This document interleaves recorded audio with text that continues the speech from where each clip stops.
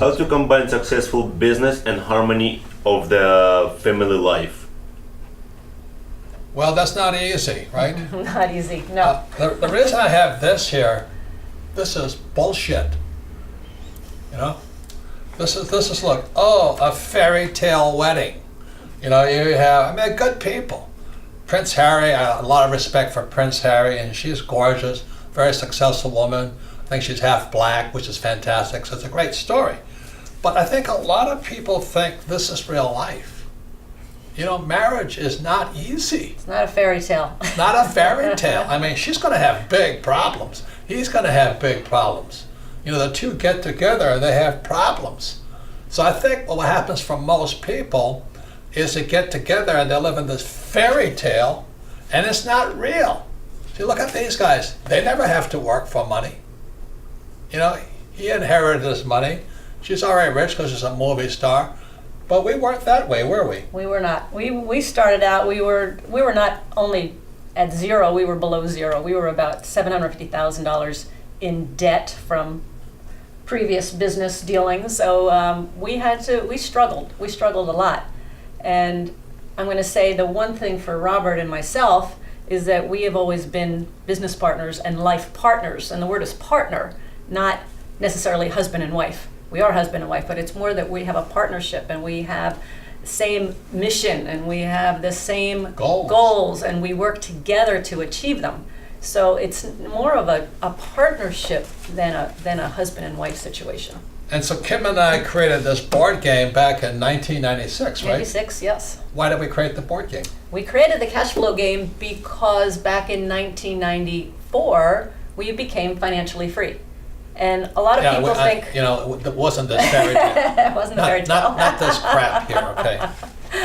So what happened in 1994 is we became financially free. And when we would tell people that, they would say, oh, you must have millions of dollars, you know, in savings to get you through the rest of your life. And we're like, no.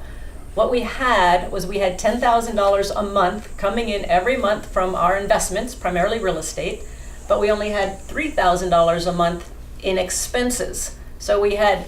Wait, so let me show you this here. Okay. This here is the real board game here. It's called a financial statement. When you grow up and you get out of school, this is what your banker asks you for. I don't care where you are on the road, Ukraine, Poland, where else are you going? Moscow. Moscow. Your banker wants to see this.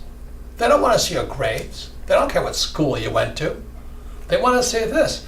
And the cash flow game is the only game that created this. Now this is an income statement and a balance sheet. And this statement of cash flow. And statement of cash flow. And that's the scorecard for the game cash flow. This is called financial education here. So the reason Kim and I could retire in 10 years was because we focused here on assets. Most married couples focus here on income. Got to make more money. Got to work harder. Increase my hourly wage. I've got to work more hours. I got to get a promotion. It's all about focusing on the income column, not the asset column. So if you really want to get rich as a couple, I would get the cash flow game and play this, because this game trains you to focus here on assets, not a high-paying job. That's what school teaches you to do. That's why school teachers are poor. They're always focusing on money. And that's where I started. I mean, that's where I started. When I finally made that shift from focusing on acquiring income to focusing on acquiring assets, that made all the difference. And so the cash flow game is available throughout Eastern Europe and all this. Get together as a couple, get together with friends and play, because that's how you really learn. You don't learn by memorizing stupid answers from poor teachers. That's what people are doing. Oh, get a high-paying job and save money. That's ridiculous. Money is corrupt. You know, and I'm not blaming anybody but the U.S. 1971, Nixon took the dollar off the gold standard. And the dollar and all currencies throughout the world became corrupt. That's why people are investing in Bitcoin and all that, because they know the US dollar and all currencies, the yuan, the ruble, the yen, are corrupt money. Because everybody's working here, and the cash flow game teaches you to work here, right? Yes, and the other thing that we do constantly is we're always learning, and we're learning together. If we have if we're studying something like Bitcoin or cryptocurrencies, we study it together. We interview people who are experts in it. So that's part of when you talk about how we live as a couple, we're always learning so that we can always grow, and we want to grow together, we don't want to grow apart. So if you live in Buckingham Palace and you're a princess and he's a prince, these guys don't need that. They don't need this thing because mommy and daddy gave them a lot of this here. Now, if you don't have this, you better get the cash flow game, right? Right. It's really simple. And play it 100,000 times and teach 1,000 people and you'll be a rich person. Because this game is exactly what Robert and I did in real life. It's what we did to become financially free. Yeah. So instead of going around... Not this crap here. Instead of going around and talking about it, we created a game that was fun, that's entertaining, where people can teach people. So you can teach your kids, you can teach your spouse, you can teach your friends, and you learn together, and it's fun. And then you go out in the real world and you practice. See, this is what school teaches you to do. Get a high-paying job. Losers, losers, losers. You want to do what my rich dad taught me to do. Assets, assets, assets. So do we have real estate? We have a lot of real estate. Do we have oil wells? We have oil. We have businesses. We have golf courses. We have hotels. We have gold and silver? We do. That's how you get rich. Not this BS they teach you in school. And this is not real life, sports fans. It's not real life. What advice would you give the young people so that they could gain financial freedom and independence as soon as possible? I would say you better play this cash flow game. You know, I learned to do what I did by playing Monopoly. 4 greenhouses, 1 red hotel. But for young people, the reason you play a game is because you can practice, practice, practice, practice. Make a lot of mistakes with playing money. But the biggest lesson, I'll say it again, is this is where school teaches you to do. Go to school and get a job and work for money.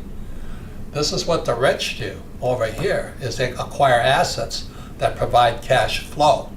If you're going to be rich, you got to play this game. Practice, practice, practice, and then play it in real life, right? Yes, and one of the benefits of the cash flow game is that you will learn the language of money and the language of the vocabulary, which is really, really important. We actually, even for younger kids, we have a cash flow for kids game, and it's fun and it's educational, but it's so fun that you're kind of tricking them into learning because they're having fun, but they're learning at the same time. And most importantly, they're learning the vocabulary of money and investing. The most important thing that your children are learning that this is bullshit here. That this is what your banker wants to see. Your banker doesn't want to see what grades you have. The banker wants to see this. It's called a financial statement. So it's an income statement, balance sheet, statement of cash flow. Cash flow is the only game that teaches that.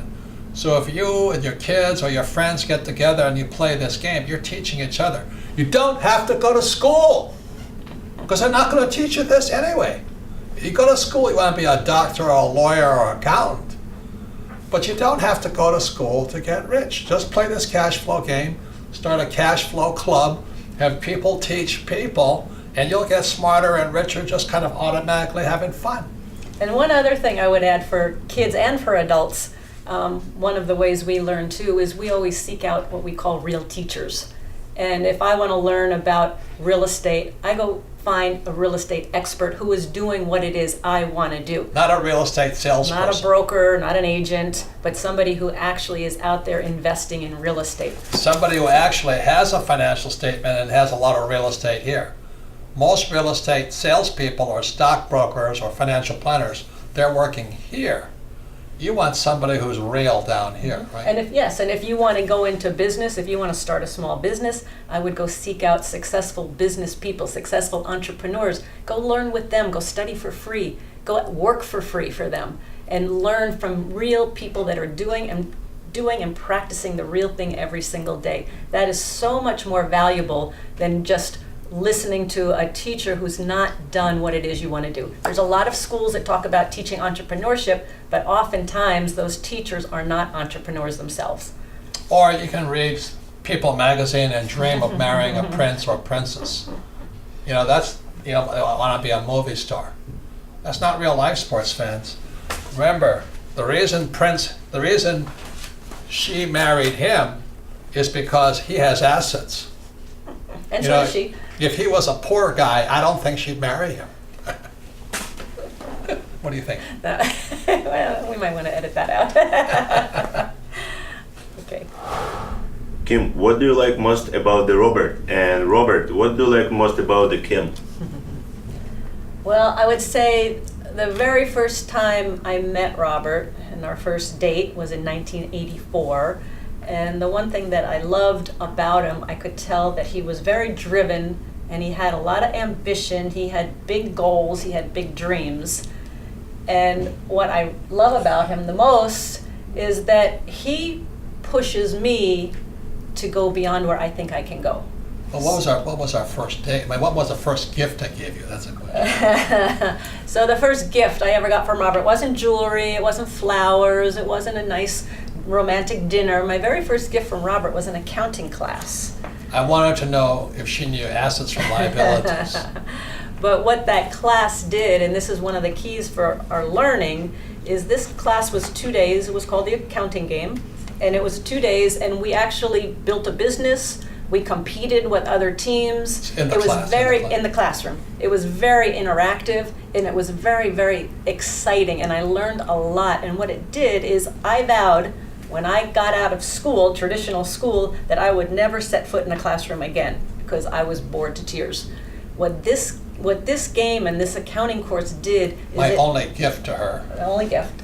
It ignited my love of learning, and that's when that turned on. So that was invaluable, and we've been learning together ever since. And I'll say it again, this is what your banker wants to see. Your banker doesn't want to see a report card, do they? No. And the banker wants to see your income, your balance sheet, statement of cash flow. So what the accounting game taught was this here. So Kim understand what the rich have is this. What our schools teach you is to have a high-paying job, right? That's exactly right. That's the big. So that was the first gift. That was the first gift. But I can easily sometimes get complacent, and Robert will gently and sometimes not so gently nudge me into taking that next leap of faith or that next step and pushing me to go beyond We're always learning. oftentimes where I think I can go. Yeah. So it's very good. So that's it. What about you? What do you like about me? Well, what I like about Kim is she likes assets. You know, she doesn't. I don't have a job, so I don't have a high-paying job. I don't have to work that hard. But we focus here and we study here. The thing I love about Kim is we're always learning. You know, I'm always going to seminars. We're always going to seminars. We're learning from real teachers all the time. But a lot of couples don't like to learn together. If you have a couple that doesn't learn together, they grow apart. And that's what we see a lot of our friends, right? Well, a lot of couples don't like to learn. Period. We're always learning for what's next because we know if we stop learning, we stop growing, and if we stop growing, then we become stagnant, and then we might as well die. So that's an important part of what drives us to keep going is that drive to keep We're always learning. keep growing and learning. Yeah, this is not real. I want to tell you something. This is not real. She's going to have a very rough life, but at least he's a rich guy with this here. You see, that's what most women want is guys with this, but they marry guys with high incomes. Very big difference. Oh, right? and I'll tell you, if you marry a rich man, that's a trap. So that's like the biggest trap in the world, and women don't realize it. They think that's an easy life. I'm going to tell you, marrying a rich guy can be it can be like a jail sentence. Look at Because money's very controlling. Look at Harry's mom, Princess Di. She died. Her family killed her just about because, you know, they were just this controlling family. So the thing about Kim and I is we didn't have anything here when we started. We didn't even have this when we started. But we built this here together. And to do this, we had to learn. We had to learn, study, and practice together. Yeah. We've had fun. Yeah, and I'll say it again. Robert is my life partner. Not so much husband and wife, but a partner, and we learn together, we grow together, we build businesses together, we do real estate together, we Get rich together. acquire assets together. So we're always learning because it's changing so fast. Everything's changing so fast. Business is changing, technology is changing. So we always have to keep up and keep learning, and we're always curious and we love to learn because that's what ignites the spark. And the reason Kim and I created this cash flow board game is if you have children, you know, you can sit down as a family and, you know, the parents can teach kids, kids can teach the father and mother about this here. If your kid goes to school, you're going to learn about income, high-paying job, make more money. But this is what the rich teach their kids. This is why Prince Harry is a rich man, is because the royal family has lots of this, lots of real estate, lots of assets. That's what makes you rich, not a high-paying job. Meghan, the wife, had a high-paying job, but what made her rich was marrying a rich guy with a lot of assets. That's real life, sports fans. This fairy tale. And I would say for women, don't look for the rich man. Become the rich woman. Because you don't want to be dependent upon somebody else for Well, it your makes you hungry. financial life. Every decision you make, you don't want to have to justify why you're buying something. But marrying a rich guy can be the worst trap in the world. Women think it's an easy way out. It's actually the hardest way out because it'll kill your self-esteem. It'll kill your spirit. So And I didn't have money when you met me, You did you? did not. You did not. And women need to take charge of their own financial life and create their own financial independence. So That's the last I'm going to say on that. play this game. It's called Cash Flow. Then this is the book here, Rich Dad Poor Dad, and this is Kim's book here, Rich woman. Rich Woman. She really is a rich woman. She didn't marry a rich guy like Meghan married Prince Harry. Big difference. Big difference in who they are.